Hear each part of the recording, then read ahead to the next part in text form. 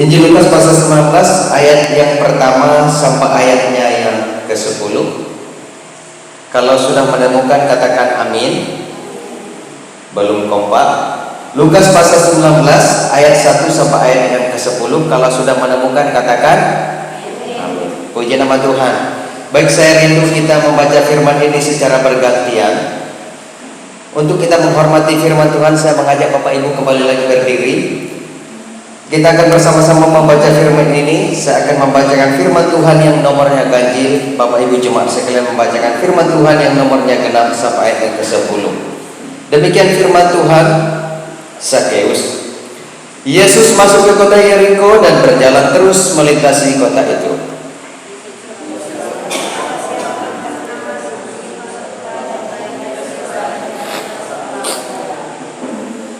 Ia berusaha untuk melihat orang apakah Yesus itu, tetapi ia tidak berhasil karena orang banyak, sebab badannya pendek.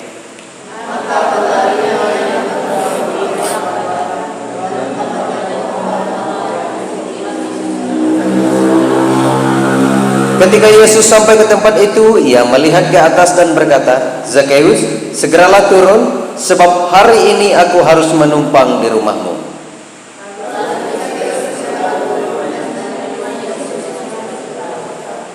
Tetapi semua orang yang melihat hal itu bersungut-sungut katanya, ia menumpang di rumah orang berdosa.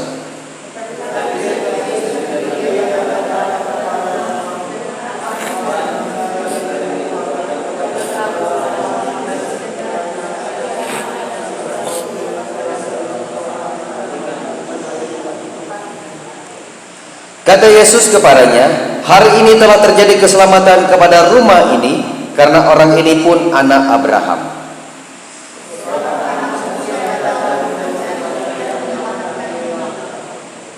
Amin. Dipersilakan duduk kembali. Sekali lagi saya sapa shalom.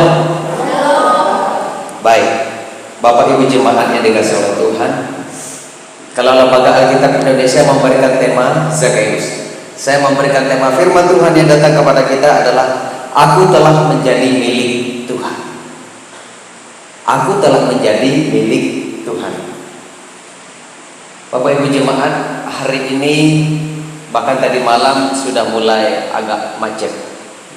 Tadi ada orang membawa bendera Palestina. Katanya mereka akan demo untuk menyuarakan kemerdekaan Palestina. Ya. Tetapi kita puji Tuhan, kita tidak ikut-ikutan dan kita tetap datang kepada Tuhan dan beribadah kepada Tuhan. Bahkan juga beberapa hari lalu atau beberapa minggu lalu itu ada kontroversi tentang capres-cawapres. Ketika Bapak Prabowo mengumumkan Gibran, putra sulung Presiden Jokowi, dicalonkan sebagai wakil, semua orang heboh. Ini katanya politik dinasti dan seterusnya. Sehingga ramailah berita-berita, media-media televisi yang menyiarkan berita, semuanya menyuarakan hal yang sama. Bahkan seantero Indonesia hampir membahas tentang ini. Ada orang yang mengatakan bahwa Gibran ini produk yang belum matang, yang dicalonkan karena kebetulan bapaknya presiden, pamannya adalah ketua Mahkamah Konstitusi, sehingga undang-undang tentang pemilu, tentang capres dan cawapres itu diganti. Itu kata mereka. Tapi kalau saya berpandangan lain, saya juga menyuarakan di Facebook, saya katakan, kalau ada orang muda yang mau, yang bisa, yang mampu, dan kebetulan juga ada kesempatan, berikan saja estafetnya. Siapa tahu ke depan di tangan orang muda Indonesia bisa menjadi negara maju di ulang tahun yang ke-100 tahun 2045. Baik Bapak Ibu jemaat, kita tinggalkan berita-berita ini, baik yang ada di kota Sintang maupun di Indonesia. Kita mau masuk firman Tuhan. Kita sering sekali melihat bahwa orang-orang yang kreatif mampu mengubah barang yang sudah rusak, barang rongsokan, hal-hal yang tidak berharga menjadi berharga. Salah satu contoh di sekitar kita ada toko mebel. Jadi mereka membuat lemari itu sebetulnya bukan dari kayu yang utuh, tapi biasa dari sisa-sisa kayu. Sehingga kalau dipukul lemari, karena kita melihat itu bukan kayu asli, tapi serat-serat kayu. Itu adalah contoh tangan-tangan orang kreatif mengubah barang-barang yang sudah dibuang, yang akan dibakar, menjadi barang-barang yang bernilai dan berharga. Nah, hari ini kita mau belajar dari seorang yang sebetulnya tidak ada hal yang unik, tidak ada hal yang bagus, tidak disenangi orang, namanya Zakheus. Kenapa? Paling tidak ada dua hal yang membuat Zakheus ini tidak disukai orang atau tidak terlalu populer. Yang pertama, karena badannya pendek, kata firman Tuhan. Karena badannya pendek. Kalau saya mungkin lebih tinggi daripada Zakheus, tapi Zakheus pendek sekali. Kemudian yang kedua, dia adalah seorang pemungut cukai. Bapak Ibu, kalau pemungut cukai itu adalah kumpulan orang berdosa, sehingga ketika orang Israel mendengar nama pemungut cukai, dalam pikiran mereka hanya dua. Satu, dia adalah pemberontak karena melayani Kaisar Romawi waktu itu. Yang kedua, dia menagih hutang dan dia adalah orang berdosa, sehingga dijauhi.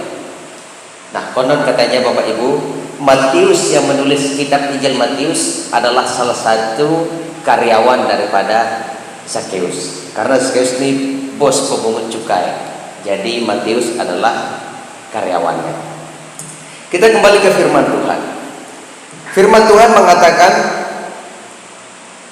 Zakheus ingin melihat orang apakah Yesus.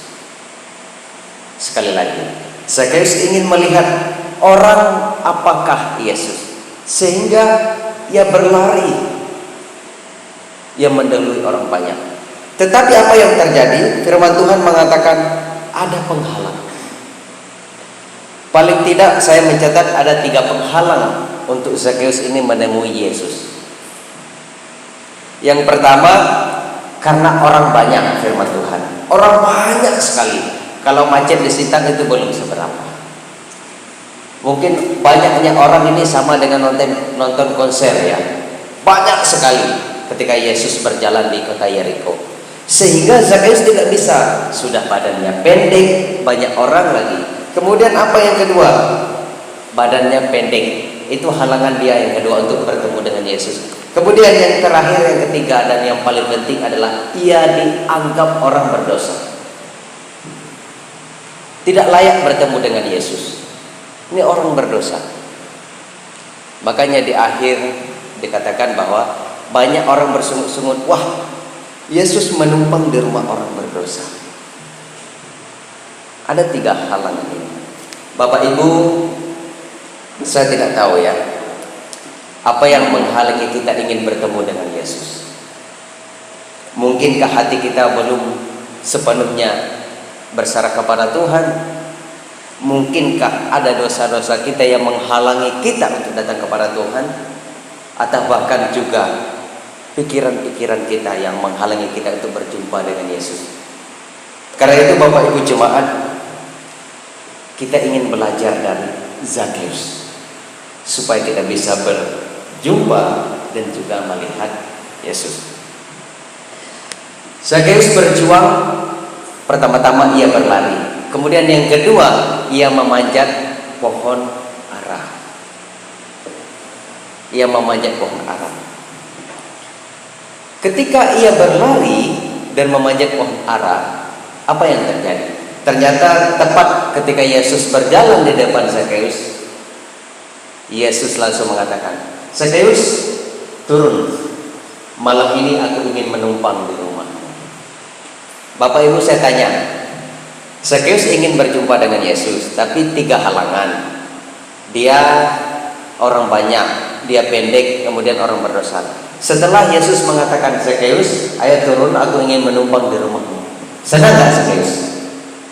Senang nggak? Senang ya? Baru pasti senang, karena dia yang sudah berjuang. Baru pasti senang. Dan Yesus mau menumpang di rumah Zakheus.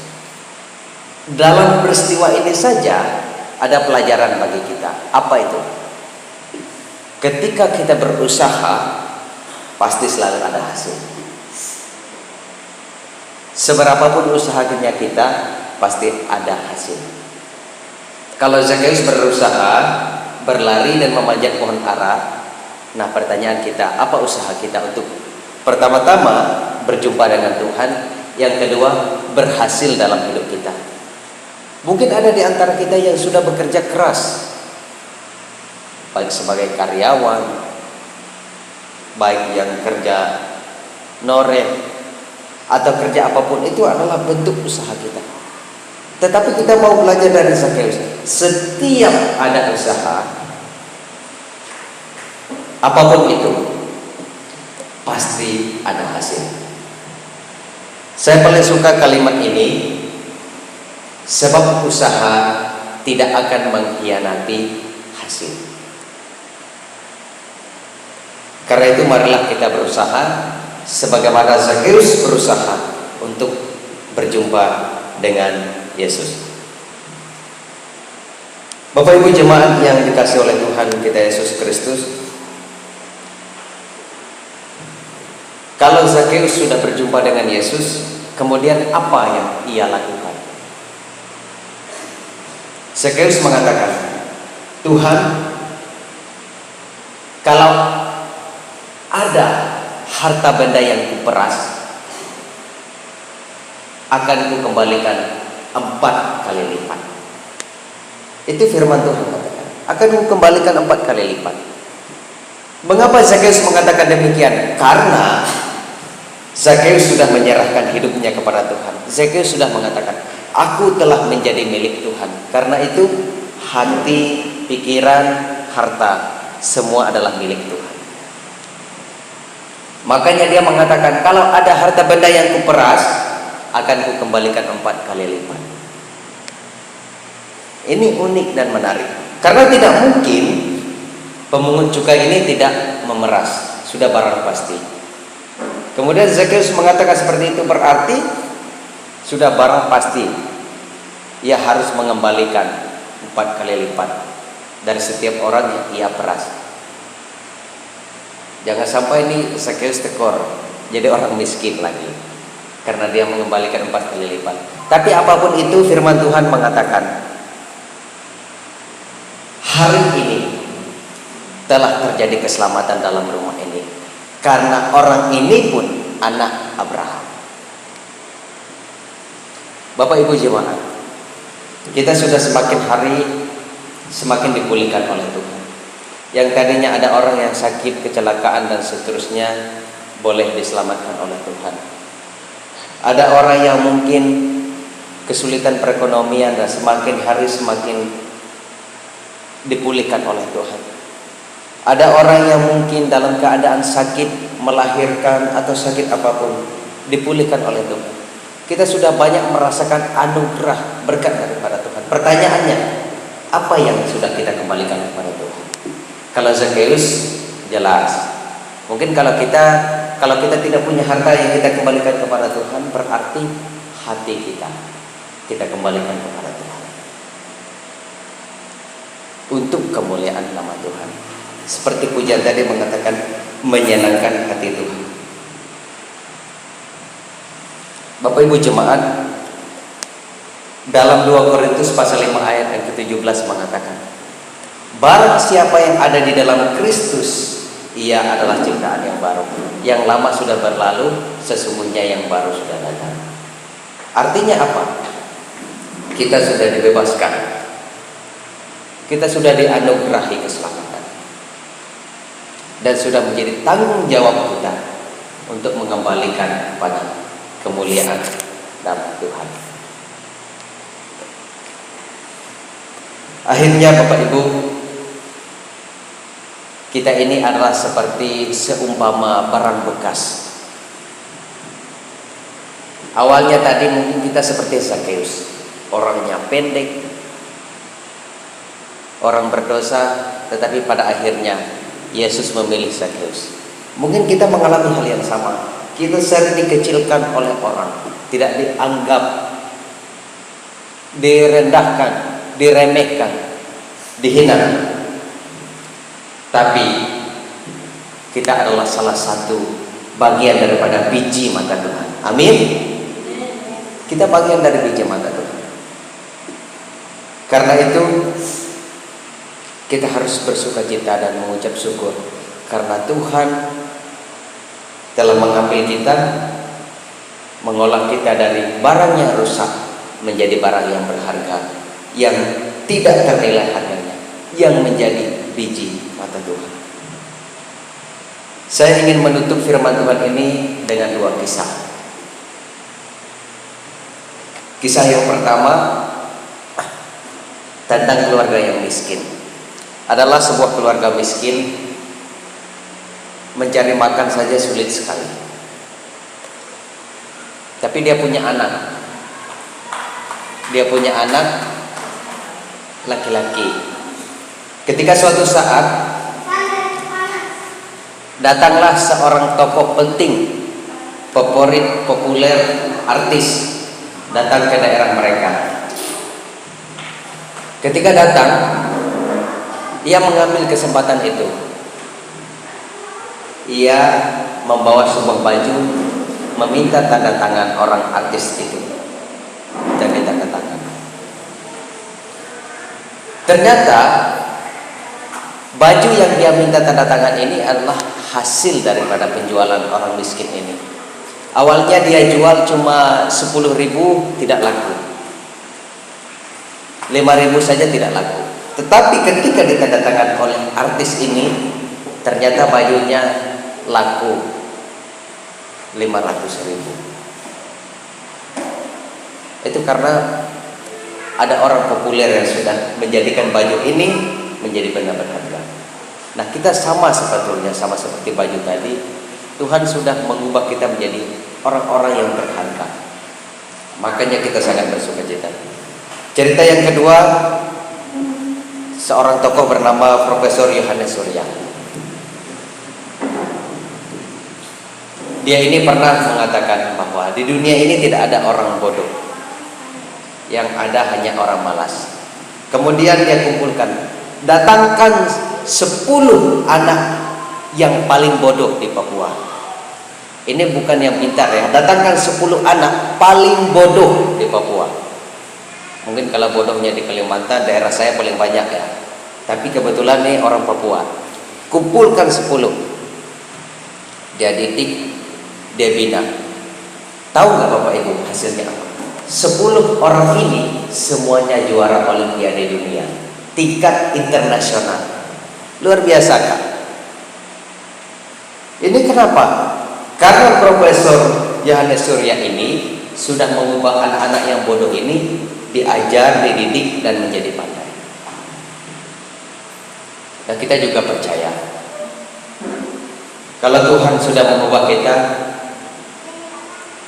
tadinya kita mungkin dianggap kecil oleh dunia, tapi percayalah, kita akan menjadi berharga. Kita akan bersinar, asal satu saja, kita tetap berusaha sama seperti Zakheus.